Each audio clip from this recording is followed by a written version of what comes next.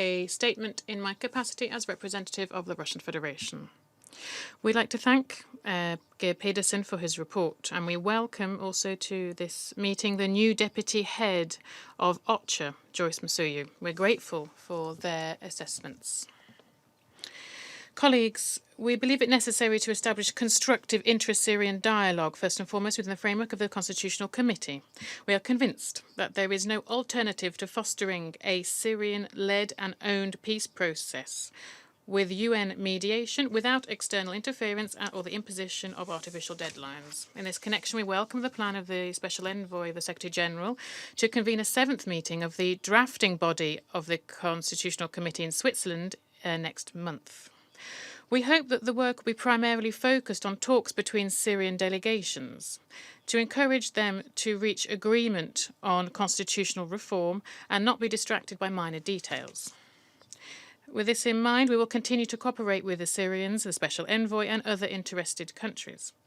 To this end, this week in Moscow, the Minister of Foreign Affairs of Russia, Sergei Lavrov, held a meeting with the Minister of Foreign Affairs of Syria, Faisal Mikdad, and the Special Envoy Pedersen, during which the main focus was a comprehensive resolution on Syria on the basis of Security Council Resolution 2254.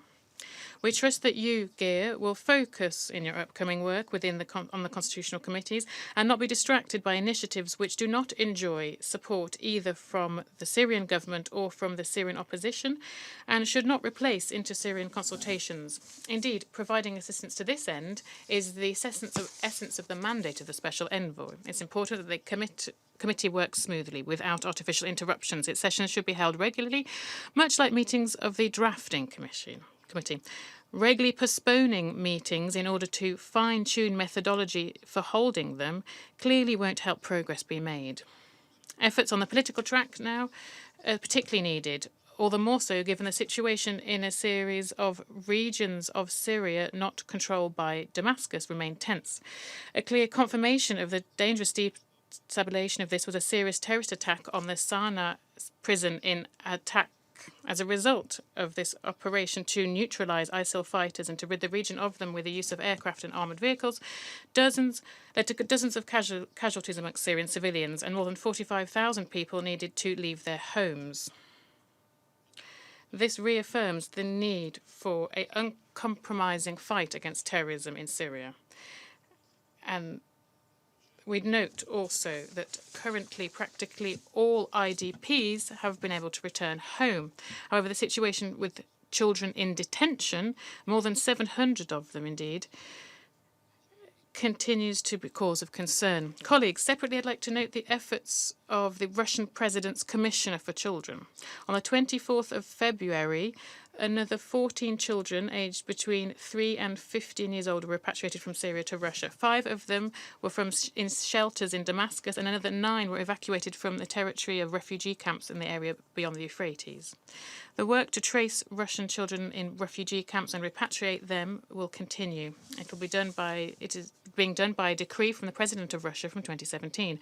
Since December 2018, from the zone of armed conflicts in the Middle East to the territory of Russia, 364 children were repatriated. Currently, documents have been prepared for another 128 children. The humanitarian situation in Syria remains serious too. 14 million Syrians need assistance. Socioeconomic challenges in the context of suffocating unilateral sanctions are multiplying and worsening. Progress in implementing Resolution 2585, which should boost the comprehensive humanitarian assistance to Syria, remains limited. In half a year, only 2 domestic convoys have been able to reach Idlib, and there is no access to the area of Turkish operations, as well as funding projects for early recovery continues to be politicized by Western donors. The resolution was renewed for another 6 months after the publication of the Secretary-General's special report. In the upcoming period, we trust that efforts will be mobilized on the part of the UN and other members of the international community to ensure that this document is implemented in full and in good faith. From implementing this approach and achieving substantial results, this will hinge on how we discuss this and what decision we make in July this year. Attempts to cherry-pick preferred preferred elements like cross-border elements from the document and ignoring projects for early recovery and also work to on cross-line humanitarian access is unacceptable, and it does not allow us to address humanitarian and social economic questions in Syria. I resume my function as President of the Council